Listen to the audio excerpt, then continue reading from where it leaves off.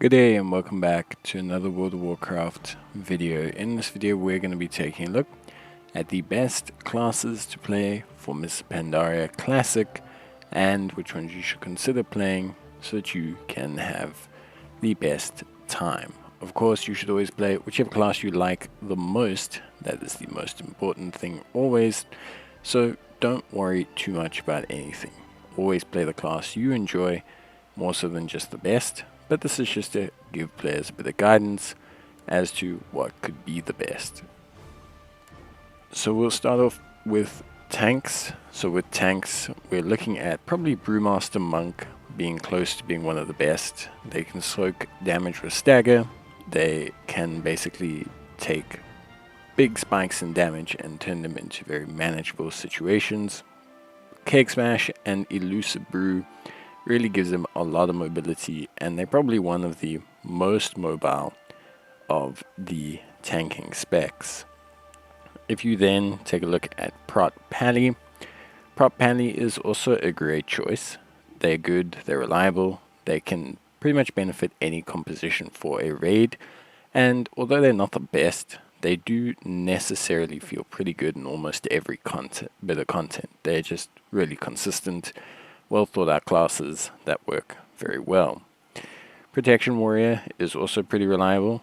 One of the main things about Protection Warrior that makes it so good is Skull Banner. Skull Banner throws down a War Banner, which basically gives every member of the party increased critical damage for 20 seconds, which is honestly probably one of the best abilities to have, especially in certain raid compositions. It can be a huge damage spike for your team.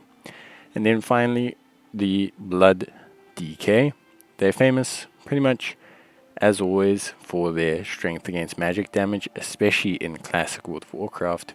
And I think what makes them super duper important here is the fact that they have fantastic sustain coming off the back of Cataclysm. So I think that is something that is really impressive.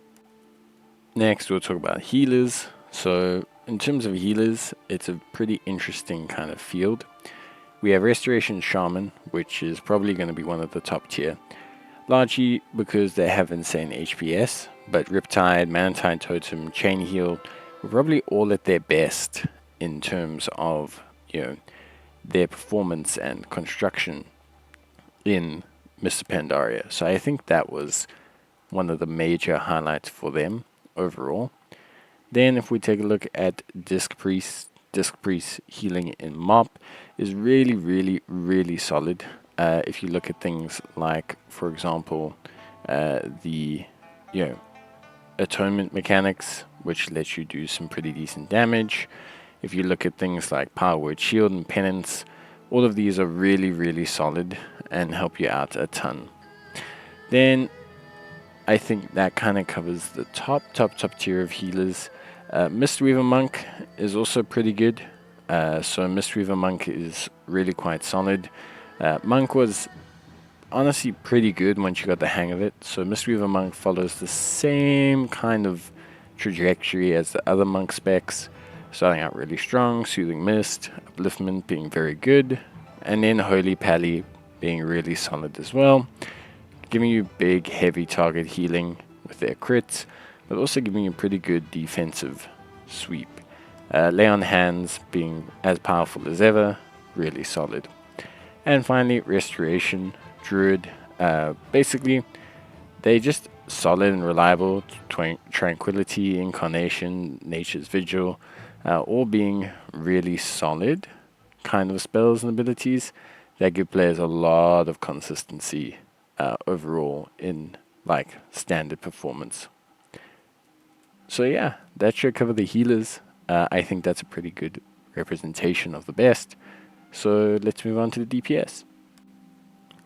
For the DPS, we'll start out at probably one of the more surprising ones to mention, but Survival Hunter is really solid at the beginning of Mr. Pandaria. The darts, the traps, the consistent damage with Black Shot and Explosive Shot really do help out, and with the combination of, kind of those abilities, it really plays more like a Warlock Hunter than it does like a traditional Hunter spec, which is really cool. Then we have, on top of that, Arms Warrior. It's right there. It's really good. It has good cooldowns, good mobility. You've got Recklessness. You've got Mortal Strike.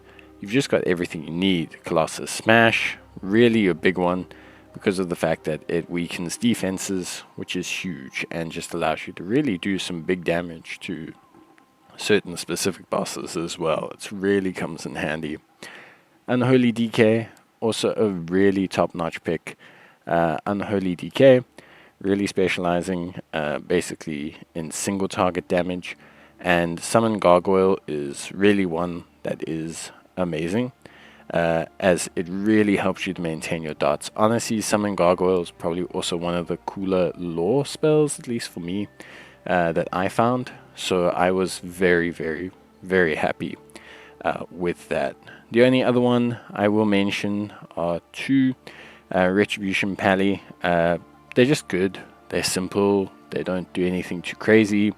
They're consistent, and they do give you that kind of hybrid utility that, you know, other kind of Pally picks usually give you anyway. And then Shadow Priest with Devouring Plague and Mind Blast being very, very strong, very powerful spells.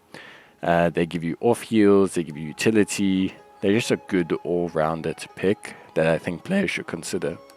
So yeah, I think overall when it comes to DPS, I do think that there is a really, really, really solid selection of units, and I think players can really look forward to having a good suite of options, whether you're a ranged, melee, or caster based player. So that covers it. Honestly, a very simple list of characters, of classes. I think, like I said in the beginning, most players shouldn't base the class they choose on who performs best. Remember, the way patches and everything works, we know that classes change all the time, and throughout Mr. Pandaria they will be making changes and adjustments, even some that are different to the original game.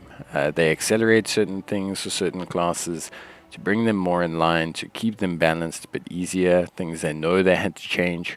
So it's never the same as like exactly when the expansion came out, and I think that's a really good thing. So don't panic and be like, oh, I need to choose a optimal class. You don't have to do anything like that. Enjoy your game, have fun, and I'll see you guys next time. Bye.